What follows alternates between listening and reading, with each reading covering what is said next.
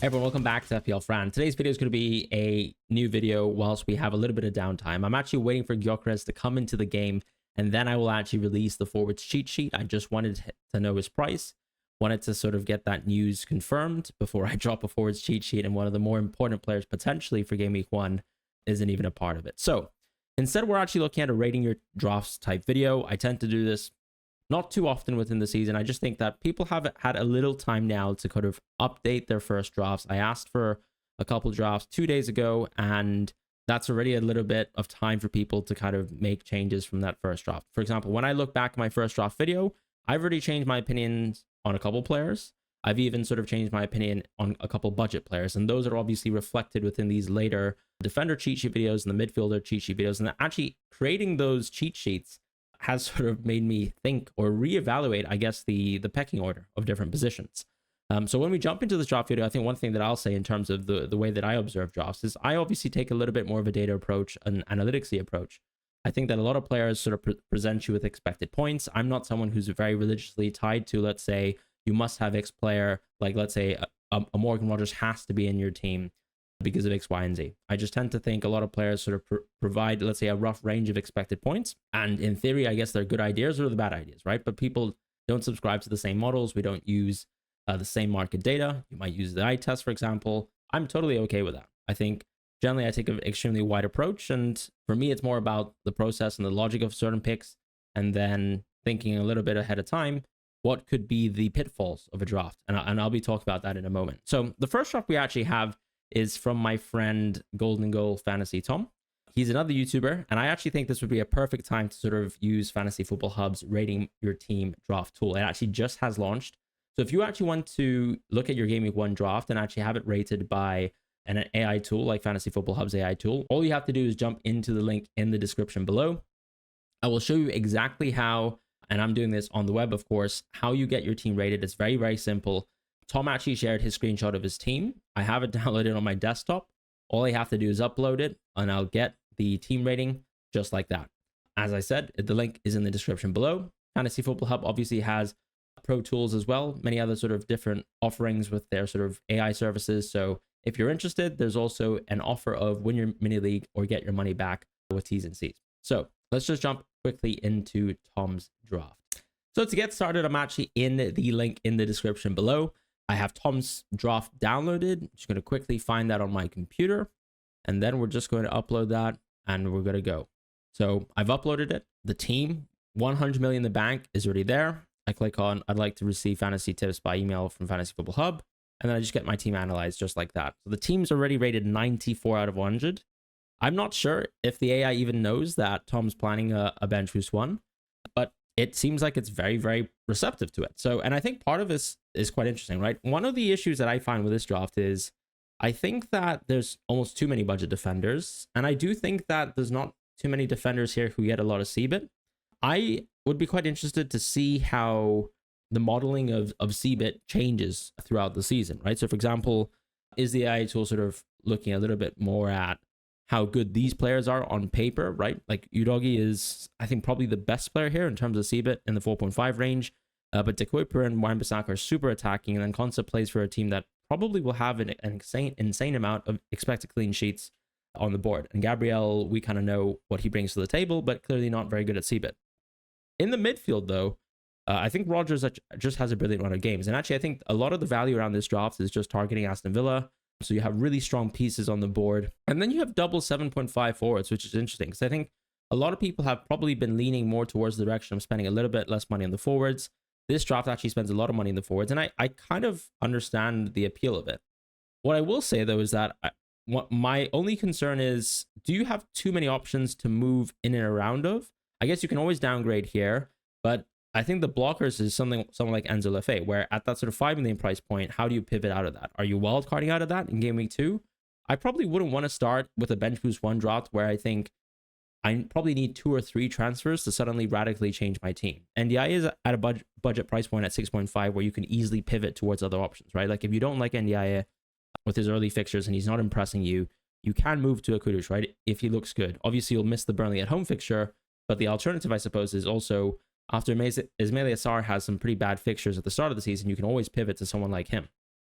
In the Enzo Lefebvre sort of 5 million position, I just think that he just serves the purpose of the game week 1 bench boost, but then doesn't have much value. And then this draft becomes a 3-4-3 setup where I guess you're rotating between the 4.5s, but then Kelleher also doesn't give you too much value.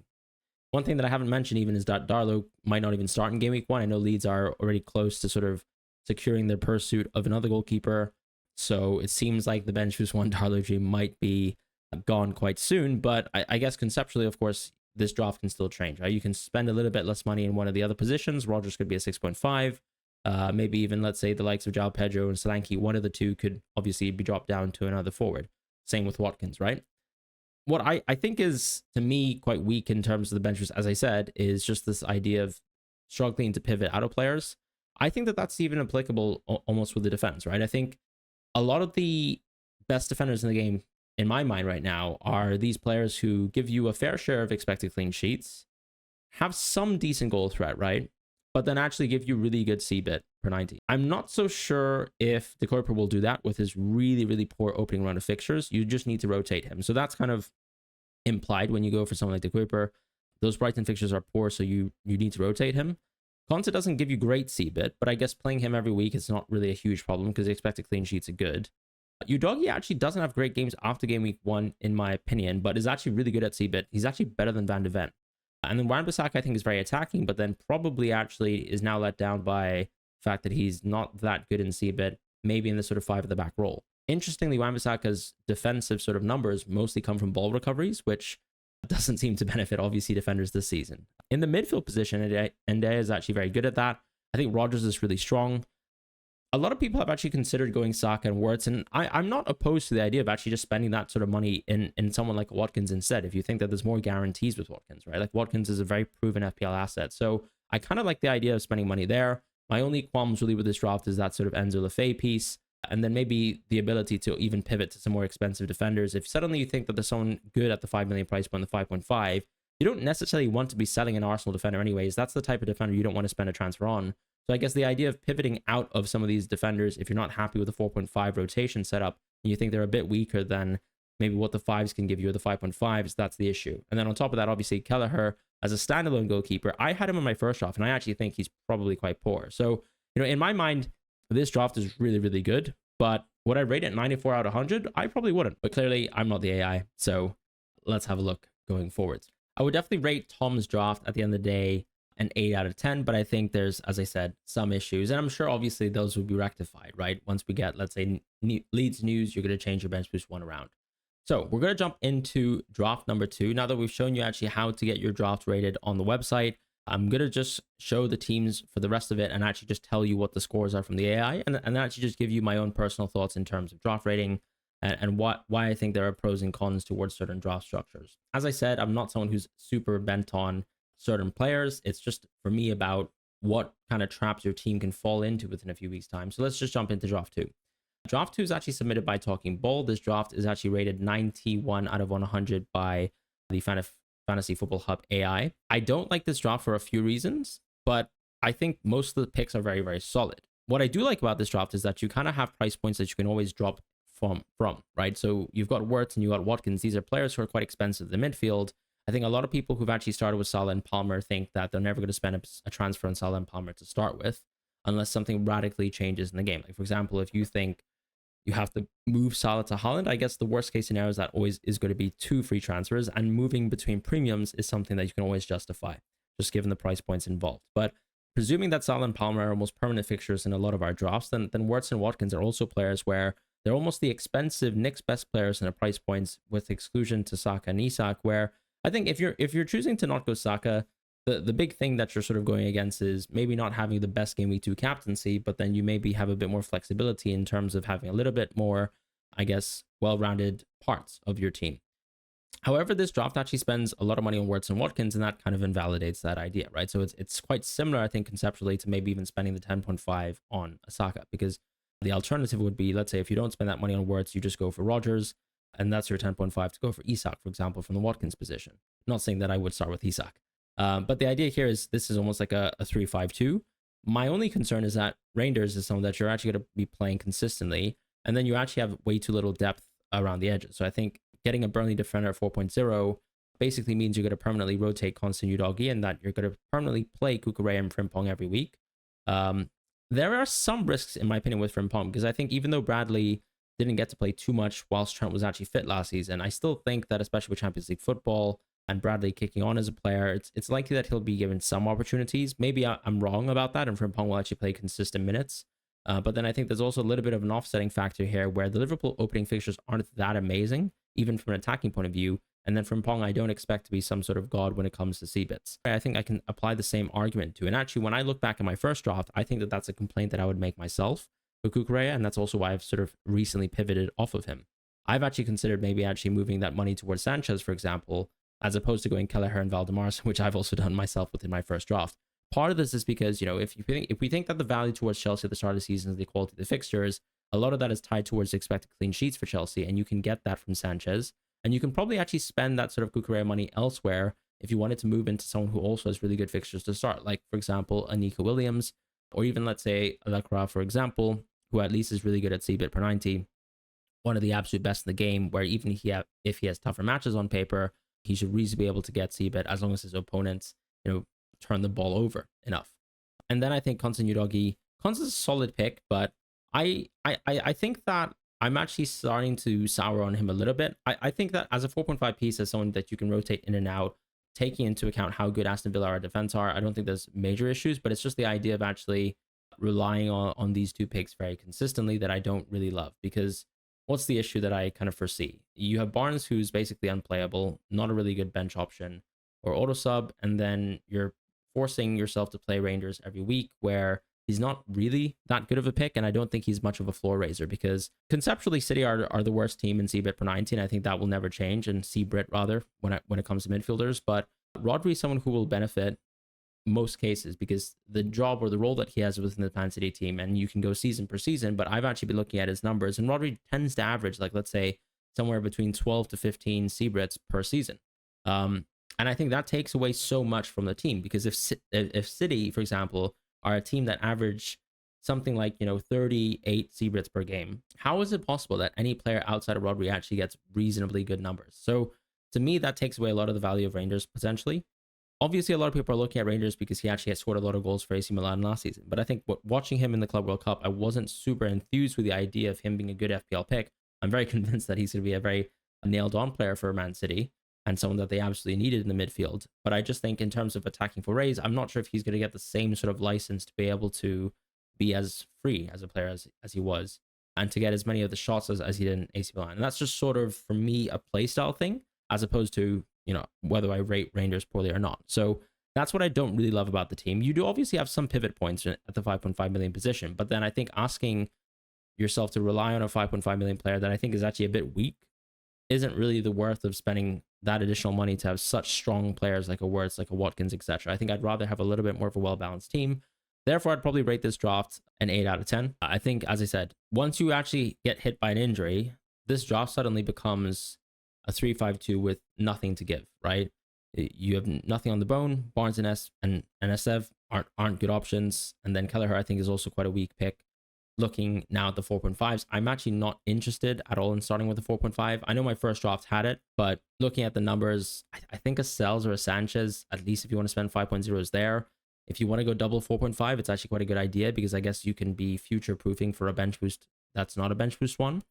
And those are the kind of things that I'd consider. Kudus is someone who I think it can be very explosive to start. So if he's like your one risky option, I don't really mind that within a draft. But my concern is Reinders that good? My initial estimations would be no. Can Frimpong be rotated? I would say yes, and that kind of hurts this draft when it doesn't have too much bench. And then, yeah, probably wouldn't spend too much money on Wirtz and Watkins. I'd rather have stronger picks, or you can go for an Elliot Anderson, and then maybe actually have maybe one more defender who's actually a little bit stronger, and then you have a little bit stronger of rotation that you can benefit from. So that's kind of how I'd see that draft. The third draft that I'd actually go for is a draft with even weaker bench. It's actually submitted by FPL Matt W. And actually the AI does rate it as a 92 out of 100. And I think part of this is because when I think from the perspective of how this AI is thinking, it's thinking, if you have no injuries, how good is this team that you're fielding every single week, which is going to be basically a 3-4-3 with a little bit of rotation between Sells and Kelleher in mind. What I would say at the start is, if you're going to go Kelleher, I actually think Petrovic Kelleher rotation is perfectly fine. That should give you 0.5. And I'd like you to spend that 0.5 elsewhere, mostly because you've got Moreno, Chris Metham, and also Miley, who are all players that I think have absolutely zero value right now in FPL. And as soon as you get hit by an injury or you get hit by something, which is very likely, right? Like Welbeck is someone who struggled to stay fit consistently last season. I think that's going to be an issue. Van de Ven as well, slightly injury prone player. Aina isn't even the 5.0 defender that I really like for Forest. So these are the types of changes that I'd probably move. And then when I actually look at the team, how would I switch things around to maybe improve things? I'd probably go Sanchez over Sells because I think the expected clean sheets for Chelsea are slightly better. And that also means that you have an opportunity to move towards Nico Williams, who actually is much better at CBIT per 90 than Colwill and also has better expected goal involvement per 90.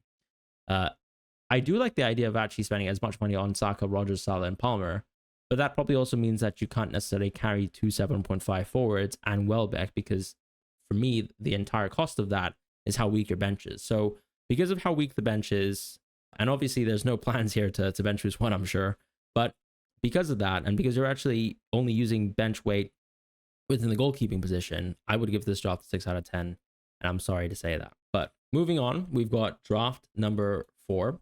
And this is a very interesting draft because it's actually a bold draft, right? It's a draft that I think not a lot of people would look at and think, no Salah, that's a problem. But personally, I don't think there's an issue with going no Salah. And I'm not saying this because I'm trying to almost defend other people's drafts here, but it's just the idea that, to me, it is reasonable to, for example, when you look at betting markets and look at Salah goal season odds, with Ekitike joining the team, I've seen his sort of season-long goal tally drop on betting markets.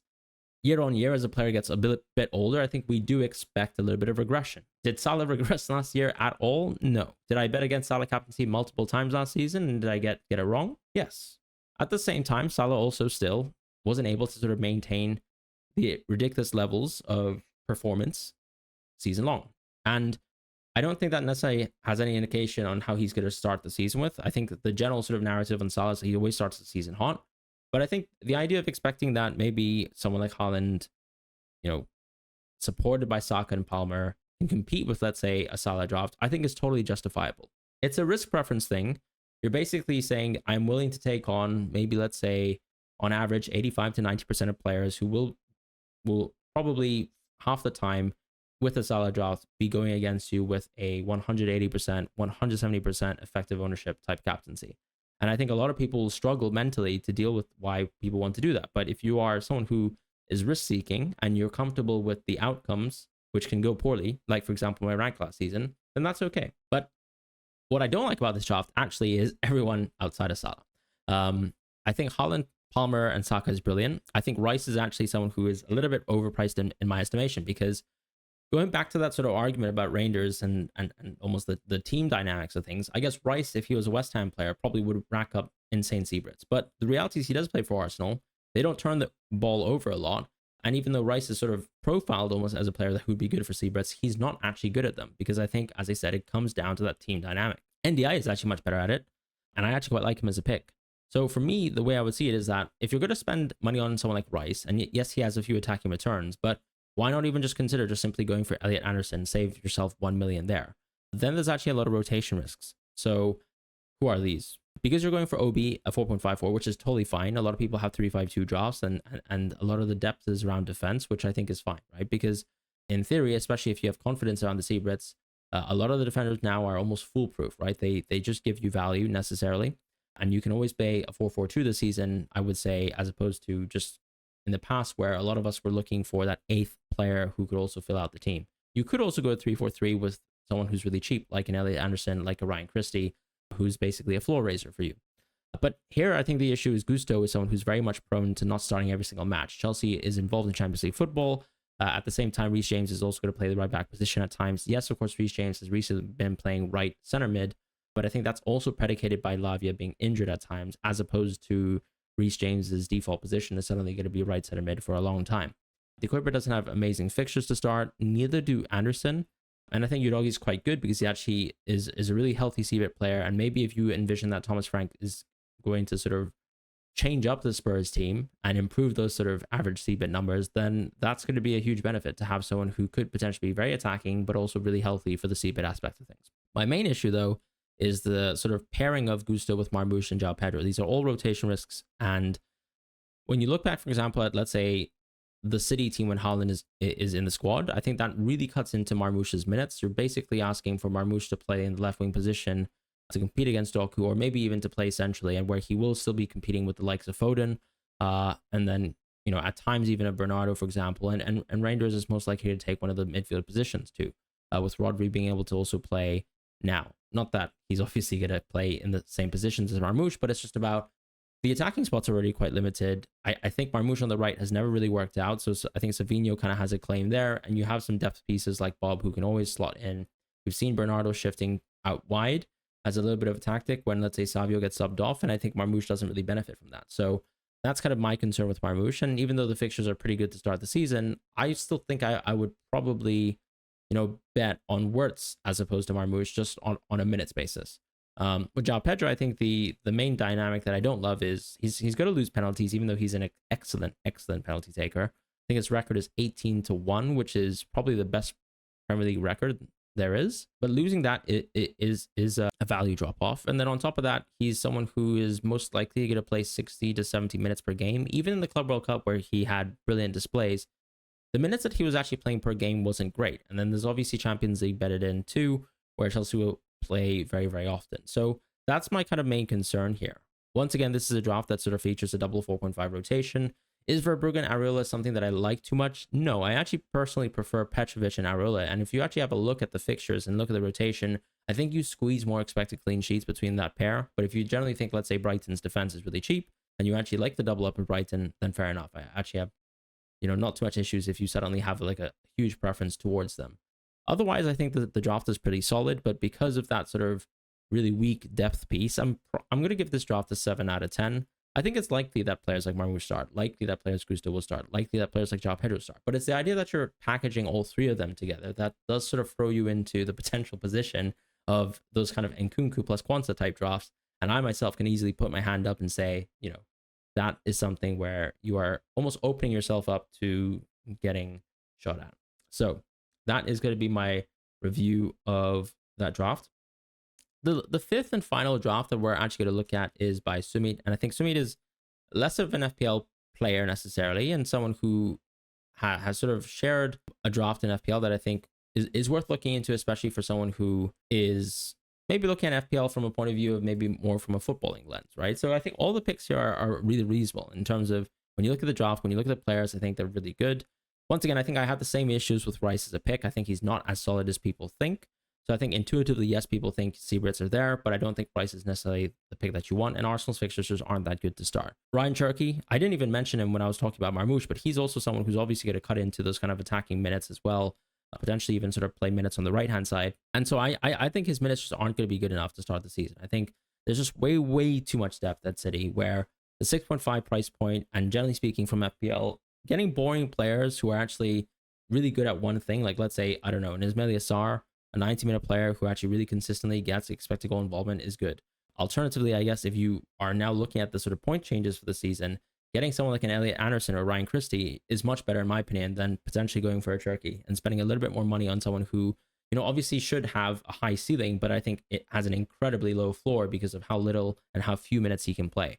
Pedro Porro, in my opinion, is a little bit overpriced, so I don't really like that. I think Kirkus is likely to get a lot of minutes on the left-hand side, and I don't have too many issues with him in a similar sense that I think him and Frimpong should be starting most matches. So I guess by going for Kirkus, you're sort of willing to get or to deal with the rotation aspect of things.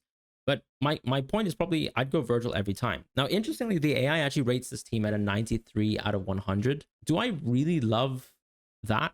No, I think the assumption is that a lot of these players would continuously start. And I think that's kind of my concern with Cherky, where if he doesn't start, if Beto, for example, might lose his starting position quite early on, does this draft get hurt? Probably. There's a lot more depth, though, than some of the other drafts that we've seen. And I think that's actually a huge pro towards this draft. Petrovic might be a good standalone goalkeeper, as I said.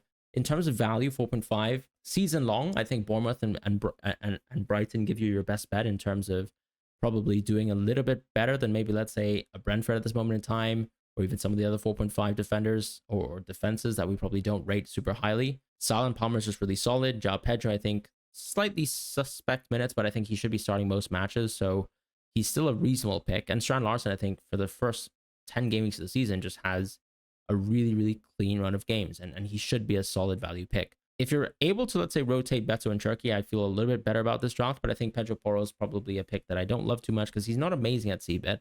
And there are other 5.5 options that I think I'd still prefer, right? Like the center backs that are absolute menaces like Tarkowski and Murillo, who we haven't seen actually in some of the other drafts, I think I'd much prefer. And the Kuiper also just doesn't have too many good games. So this is a strong team in the sense that outside of the goalkeeping position, there's really solid picks. There's a lot of depth, but I think if you're going to go for a lot of depth, I would say still make sure that those players actually play so that you can maximize the rotation, right? Like one of the issues that I suppose is that you can field Cherky, for example, for on paper, what is a good fixture, but then if he doesn't play, he's just still going to be inherently a bad pick. So I would actually give this draft an 8 out of 10 because I think I do value the depth there, but it's also like what you're spending on the money on that I don't really love too much when it comes to Cherky. I think Beto, with the preseason in mind and thinking that he's going to start the season, I think he can actually be a really good pick, but then it's just Pedro Porro and Cherky who kind of hold me back a little bit. And then I suppose I'm not in love with Rice either. So those kind of picks throw me off, but I think the rest of the draft is extremely solid, which is why